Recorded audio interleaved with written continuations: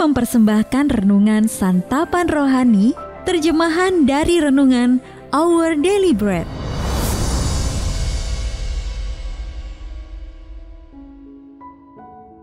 Untuk menerima notifikasi video baru kami, silakan tekan tombol subscribe dan tanda lonceng di bawah ini. Sahabat ODB, pembacaan Alkitab hari ini terambil dari 2 Raja-Raja pasal yang kedua ayat yang ke-7 sampai dengan ayat yang ke-14. 2 Raja-Raja pasal yang kedua ayat yang ke-7 sampai dengan ayat yang ke-14. 50 orang dari rombongan nabi itu ikut berjalan, tetapi mereka berdiri memandang dari jauh ketika keduanya berdiri di tepi sungai Yordan. Lalu Elia mengambil jubahnya, digulungnya, dipukulkannya ke atas air itu. Maka terbagilah air itu ke sebelah sini dan ke sebelah sana, sehingga menyeberanglah keduanya dengan berjalan di tanah yang kering. Dan sesudah mereka sampai di seberang, berkatalah Elia kepada Elisa, "Mintalah apa yang hendak kulakukan kepadamu sebelum aku terangkat daripadamu." Jawab Elisa, "Biarlah kiranya aku mendapat 2 bagian dari rohmu." Berkatalah Elia, "Yang kau minta itu adalah sukar. Tetapi jika engkau dapat melihat aku terangkat daripadamu, akan terjadilah kepadamu seperti yang demikian. Dan jika tidak, tidak akan terjadi." Sedang mereka berjalan terus sambil berkata-kata. Tiba-tiba datanglah kereta berapi dengan kuda berapi memisahkan keduanya. Lalu naiklah Elia ke sorga dalam angin badai. Ketika Elisa melihat itu, maka berteriaklah ia, "Bapakku, Bapakku, kereta Israel dan orang-orangnya yang berkuda." Kemudian tidak dilihatnya lagi. Lalu direnggutkannya pakaiannya dan dikoyakannya menjadi 2 koyakan. Sesudah itu dipungutnya jubah Elia yang telah terjatuh. Lalu ia berjalan hendak pulang dan berdiri di tepi sungai Yordan. Ia mengambil jubah Elia yang telah terjatuh itu. Dipukulkannya ke atas air itu sambil berseru, "Di manakah Tuhan Allah Elia?"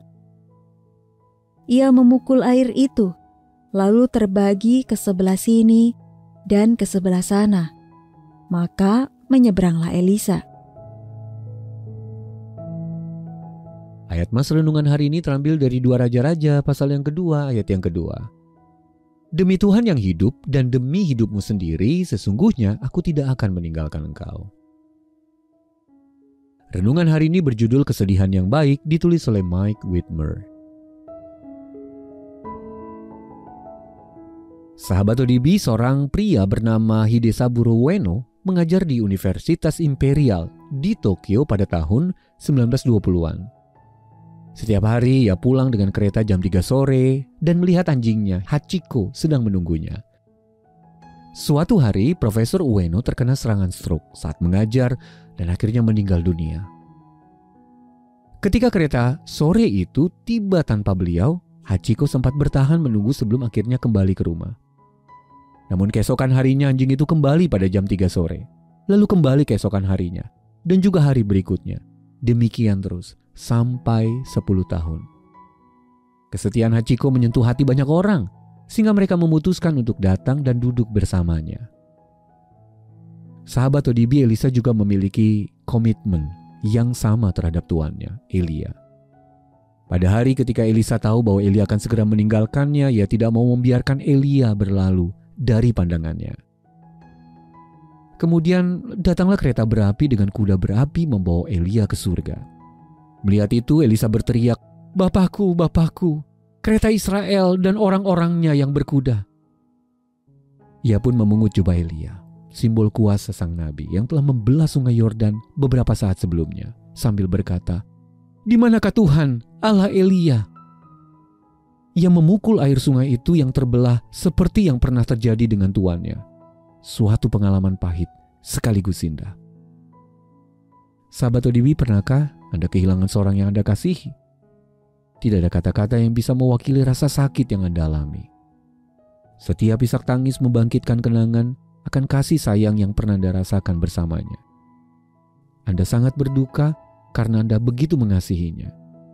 Dan itu merupakan pengalaman yang begitu pahit, tetapi sekaligus indah. Bersyukurlah kepada Allah atas dirinya dan atas kesanggupan Anda untuk mengasihinya.